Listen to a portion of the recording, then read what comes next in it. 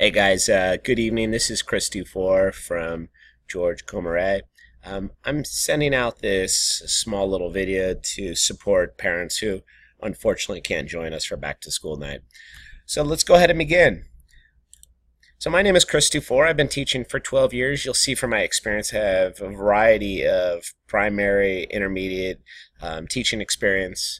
I am currently teaching math, science, and PE for your students or children, sorry.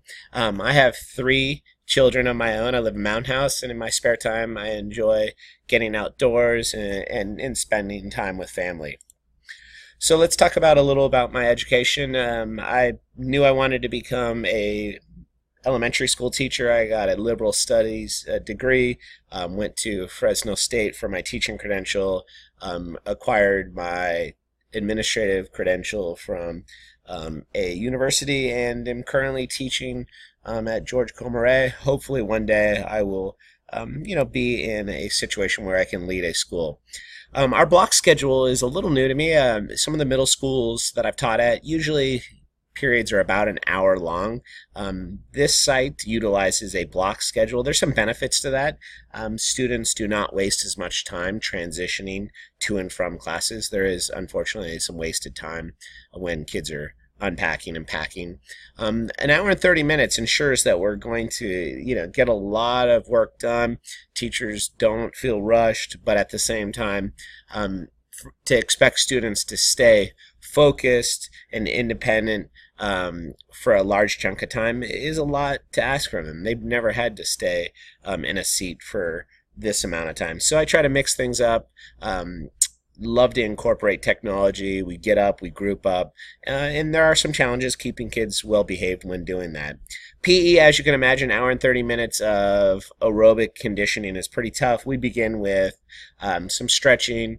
We'll do a variety of conditioning.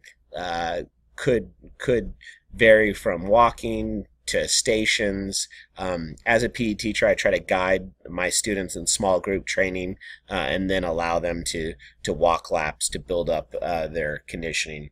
A lot of kids are scared of the mile, and we're slowly progressing in that manner. So what are my goals for your child? Well, the goals obviously are to make learning fun, to expose students to higher level thinking using technology, to reinforce what we're learning in class, whether it be with social studies, math. Math, I think, is definitely acquired when incorporating and connecting real life incidences or scenarios to the concepts we're currently studying.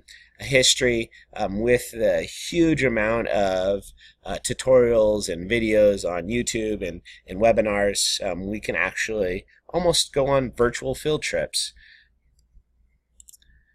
So homework is really a way to practice what we've learned in class, or to address things that maybe we run out of time with in class. As a math instructor, I think practice makes perfect. We definitely come from a generation that was more kill and drill.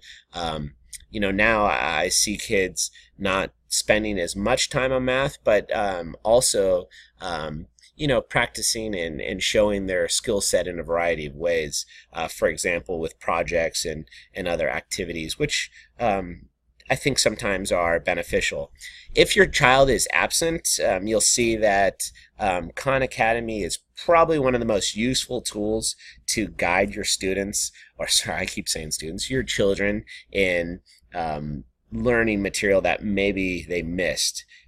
Being absent for a few days, missing out on a teacher modeling can hurt a student's understanding of certain concepts. So by jumping onto Khan Academy, which all the students have accounts, they'll be able to watch tutorials, practice these exercises, and I definitely would recommend asking your child to jump on to Khan Academy here and there. I will actually try to assign it for homework for a week, just to see how many kids are getting on, how useful they find it, but as you know, sometimes Wi-Fi is a problem.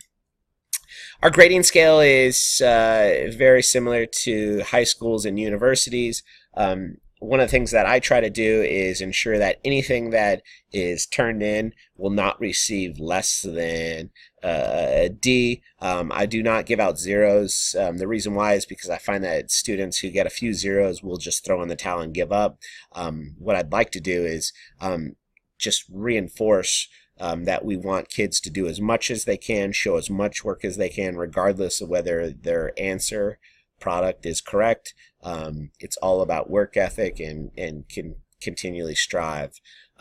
Grades are going to follow a 10% for classwork, quizzes, and participation, just to ensure that kids are taking notes, they're reflecting upon their learning with quizzes, and then participating and behaving.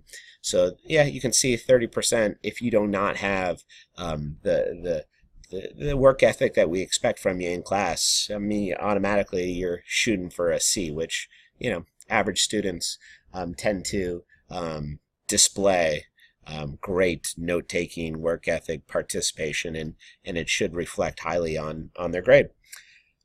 I think I did talk about absences, but once again, if your child is struggling with a specific concept, we've built in a lot of different resources to support your child after school. Google Classroom will be the next platform that really helps for children to monitor their homework, to stay organized, and to communicate with their classmates and their peers. You should see students getting onto Google Classroom in the next week or two and seeing the real benefits of allowing children to build upon what we've learned in class and are doing in class. One of the things that is really important is bringing a charged device and having proper equipment to support our learning. Earbuds, headphones are essential. If we have 20 kids watching a video, you can imagine 25 devices playing all at once at different frames becomes really loud and distracting. I also find that sometimes kids that have their earbuds in tend to really focus and are not distracted by other noises and other classmates that are right next to them. So please try to find some cheap earbuds or over-ear headphones and provide them for your child so that they can come to class and utilize some of the platforms that do require audio. If you do have any other questions, I know obviously a 7-minute video is not going to do justice, but please feel free to email me at cdufour@musd.net. I also invited the parents, or most of my parents, to Remind, which is a text messaging service. I'll also invite students, and I'm sure I'll be sending out hard copies in the coming weeks.